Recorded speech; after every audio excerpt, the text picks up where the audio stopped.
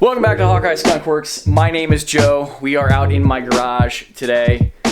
The Toyota 4Runner, the 05 4th Gen 4Runner is inside. The 2000 Jeep Grand Cherokee WJ is inside, where something else used to be sitting for a long time.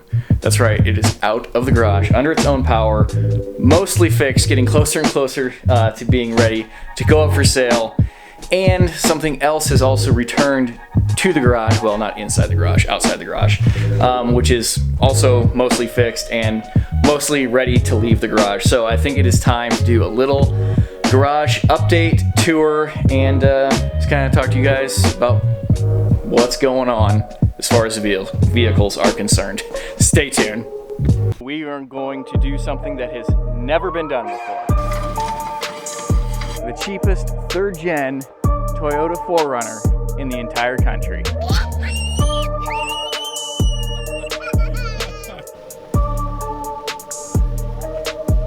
I have bought another 4Runner. Dad, everything is blowing!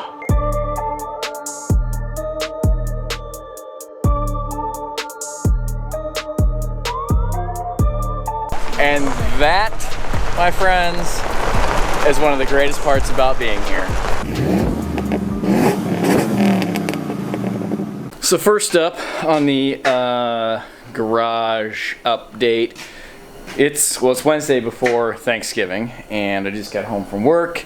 It's cold and windy, but yet I'm gonna be outside working for a little bit. Got the 05 4th Gen in here, and tonight we are going to, well, I've got rear brakes, 5th Gen rotor, actually, so 5th Gen rear brake upgrade with 5th Gen calipers, 5th Gen ceramic pads, and 4th Gen rotors. The rotors themselves, the outsides are the same size, but the insides are different for the emergency brake inside drum thing. So, but yeah, I think I've got a caliper that was stuck and chewed up a brake pad, so we're gonna do all of those, upgrade those, and we're also going to do, I can open up here, front wheel bearing hub, wheel bearing assemblies, because the one on this side, since we got back from Tennessee, has been going bad. We're going to dive in, we're going to do both sides. Stuff like that, it's best to just do.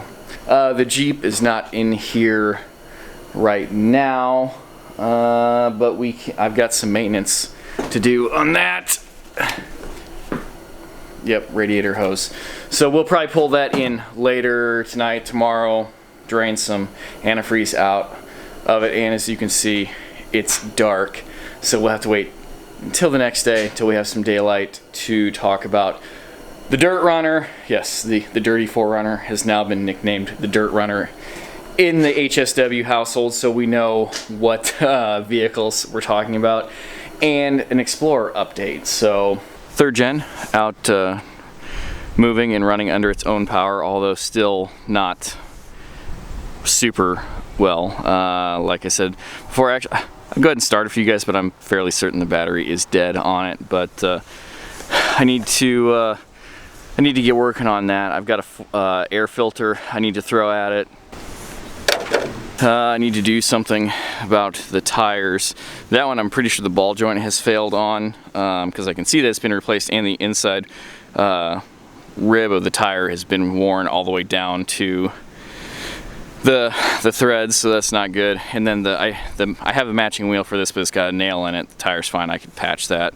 The inside is locked, but you can see it's, you know, still looks the same. I put some coffee beans in there to help absorb some of the odor, and I just realized that I have the homemade rack off of the Explorer sitting on top of there, not bolted down. I'm glad it stayed there, because I drove it from the back of my house all the way around and parked it in the front yard. So we'll get that going, and like I said, I'm not real worried about that. That's an easy project. Now this thing, I bet you guys completely forgot about this, but now has a new to me, used transmission in it with just a little over 100,000 miles in it, and it seems to be working really well. I need to add a little bit more transmission fluid to it. I need to button the exhaust completely back up, give it a complete detail, and unfortunately that will be going. When I put the new transmission in it, I had a servo kit that uses the O-rings to help hold the pressure because those bores wear out. I went ahead and installed that into this transmission. I'm sure it didn't need it, but that's kind of the nice thing about those kits. You can put it in, and obviously it's not going to hurt anything, but if the transmission bore were to start to go out, those O-rings will help take up the loss of pressure and keep that transmission functioning, and hopefully whoever buys this from me, they will get a lot of good miles out of this. Another 100,000 miles at least, I'd imagine, because the engine still runs like a top. All right, well, I got the front hubs installed on the 4Runner. Like I said, the driver's side one was shot. Changed the passenger side one, and it actually looked to have a relatively new axle shaft in it, and so I wondered if perhaps the hub had been replaced too, but I figured I'm just going to take it apart and I have a brand new set, I'll know. But after I took it out, it definitely had not been replaced. It had definitely been taken out to swap in that axle shaft, but it definitely had not been replaced. The wear and the like the condition of the exterior of it was exactly the same as the driver's side one, but it hadn't gone bad yet. Why you would go to all that work and not replace it, I don't know, whatever. So as you can see, the Jeep is not in here now. I went ahead and changed that upper radiator hose. It had that teeny little leak on it. It had been rubbing on the valve cover. I had replaced the water neck on the front of that 4-liter where the hose goes in, and I think that whatever that Advanced Auto or AutoZone, wherever I got it from, that water neck is not formed real well, and it's a little bit too close to the valve cover, which caused wear on that hose and just a teeny tiny leak in it. But whatever, put another hose in it and we'll be good to go for a while. You'll see that I've got the mud terrains on the 4Runner. I've got the other tires over here. Those are off because I need to pull those apart, and I'm going to suck all the balance beads out of there and get them rebalanced, actually balanced with sticky weights. I'm not happy with the balance beads. Pretty much anything above 55 miles an hour and they shake, and it's just not cool. We've got a road trip coming up in December for Christmas time, so we're gonna get that taken care of. Of course, for the Jeep, I still have axles, front axle there, rear axle over here. Those will start going in actually as soon as the Explorer is running and driving 100%, and I'll be driving that with a for sale sign in it, and I'll bring the Jeep in here to start swapping axles, suspension parts up there, springs, control arms, that drive shaft. That's just the factory front drive shaft for Explorer that needs to go back in.